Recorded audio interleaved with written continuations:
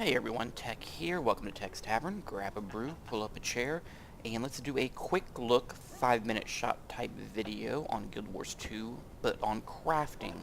And after my previous video, I had a few friends and some other people that had asked me about the crafting, and because the crafting in this game, it's a little different than some other games, where you don't actually just get recipes given to you like as you level, like say similar to WoW or something, where you get to level 25, boom, they give you 5 more recipes. You get to 50, you get 5 more, that kind of a thing.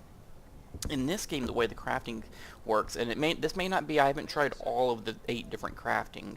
I've mainly done the jewelry and the huntsman, so my experiences with those. But from talking to other friends doing other craftings, it seems that they're all kind of similar in the way they work.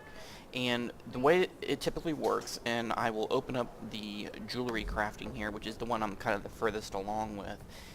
The way it typically works is they give you components. They will give you crafting components, and then you take those components and you put them in a discovery window and unlock recipes kind of by experimenting, so to speak. I think, if I recall, I think Aeon may have had a similar system, but I'm a little fuzzy on that because that game didn't last very long for me. But I think it had a similar system.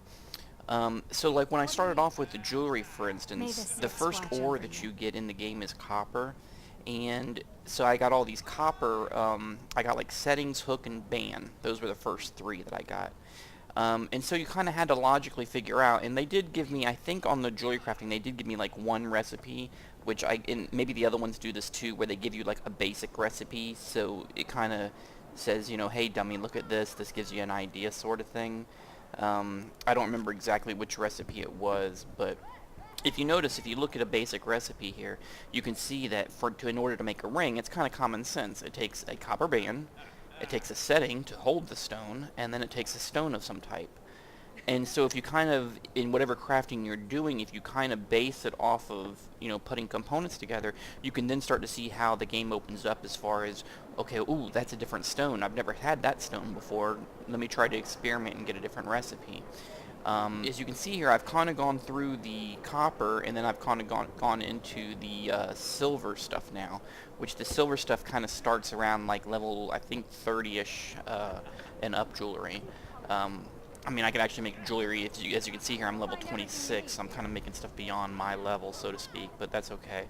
And I will go ahead and experiment and get a recipe here just to give you an idea. Now, one other element to this, and this kind of, I think, applies also to all the craftings, is the way they do all the recipes is there's usually like 2, or maybe on the more advanced ones, 3 different kind of components, but then there's also always that one wildcard component, which is kind of the stat inducing component.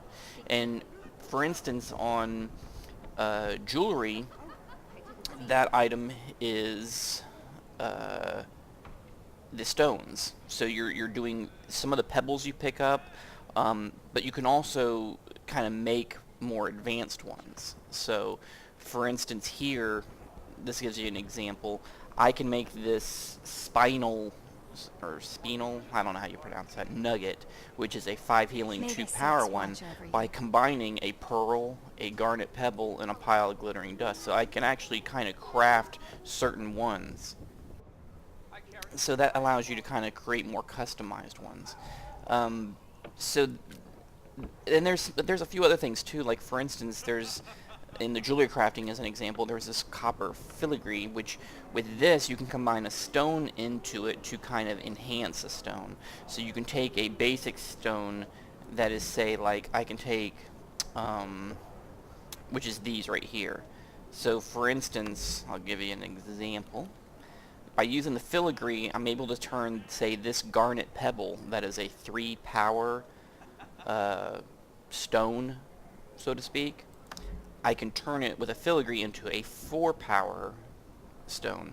And you may say, well, that's only one, that's only 1 power more. What's the use of that? Well, because it creates a completely different ring when it's added to the other components or whatever, like say the hoop and the setting. So as an example, I can show you, I believe, here in the rings, is... Okay, there is that one. Okay. See here, this copper ring with just the regular garnet pebble, the 3-power one, this ring makes basically a 9-power ring. However, if I make the one with the filigree, or whatever it's called, you can see here it's the same thing. It's a copper band and a copper setting, the same thing, and it's just the one extra power one. But if you look here, it's a 14-power ring.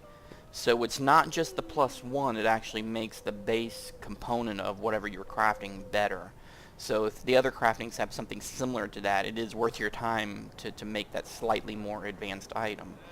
Now, of course, then we can get into the higher recipe rings. Now what I'm going to do is I'm going to go ahead and do one experimental ring here, actually I'm going to do a earring, I think.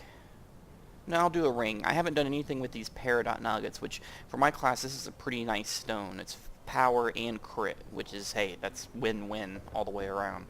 And I haven't made anything with these, so I want to go ahead and create a ring with this. I have not made one yet.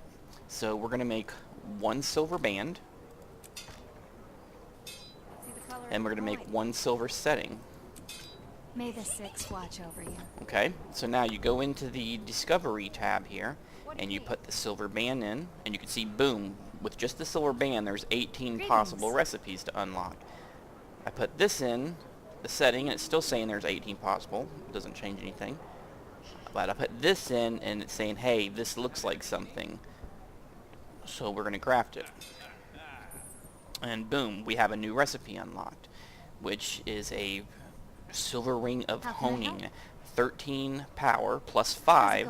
You know, you get both bonuses there in the green and the blue. So that's 18 power and 2% crit. And it's a level 30 ring, so I can't wear it for 4 levels. But hey, I can put it in the bank and save it. But that is how the experimentation works. That's how you get recipes in Guild Wars 2. And if I go now to my recipe list and look under rings, you will see, where is it at here? It's this one right here, right? Now the recipe is saved. You know, I don't have to obviously experiment to find it again. It's actually showing, hey, you know, you figured out that if you put these 3 things together, this is what you get out of it. And you just basically you build out your recipe list by doing experimenting like that. So for instance, let's make an earring real quick. We'll do one more. We'll do a hook and a setting. And we will put these in here. And I want to make one of these luck ones. This is a power plus magic find. So this would be like, I'm trying to make a whole set of magic find gear for just when I'm out soloing, running quests, you know, just goofing around or whatever. Have magic find on so I can get more loot. And then maybe if I go do something more serious like, you know, world versus world, or I'm going to go run an instance or something like that, I'll put, you know, just more stat gear on. I'm not worried about magic find in there because you're going to get gear anyway. So we'll put this, I haven't made magic find earrings yet, so we'll craft this. And bam, there we go. We got now this is a, 14 power and 2% magic find earring. And this is only level 25. So if we close that, I made that earring, and we will look here, and as you can see, right now I'm wearing 2 of these of the ring of that type, which is, you know, there's 16 power and 2% magic find. I have a necklace that is 20 power, 2% magic find, and then I have a necklace that has some power and vitality because I want to keep hit points. But this earring here is kind of useless. It's old earring. It's only power. So we will go ahead and put this one in because it's an upgrade on power plus magic find. So now if you look, I have 2, 4, 6, 8% extra magic find. So, you know, so if I made another one of these earrings and put it in here, I'd have 10% magic find, which is, hey, you know, definitely increasing your chances. I'm at 20% crit now, so that's not too bad still. So that's kind of my solo adventuring jewelry set, I think, just to try to find more magic items. But that is how the crafting works, and all the crafting things are pretty similar. The huntsman I haven't done as much with, but it's the same theory as far as if you're making a bow, you make a, you know, wood shaft for the bow, you make a string, and then you add an item that adds stats to it, and boom, you get a recipe. So that's how the crafting works on Guild Wars 2. It's pretty interesting. You know, it keeps it a little more exciting instead of just going to a trainer and unlocking a bunch of recipes. Man, this girl looks pretty, yeah. So, kind of reminds me, her eyes are all, well, if they were black, they'd look like demons from a Supernatural TV show, but anyway, that's how the crafting works. You unlock the recipes through experimentation, and it's a pretty neat system. It gets you a little more involved with the crafting instead of just, you know, hey, here my trainer has 5 new recipes, what can I make now? It's, you know, it's semantics to a certain degree. I mean, you know, they could just give it to you and be the same difference, but this definitely makes it more interesting, I think.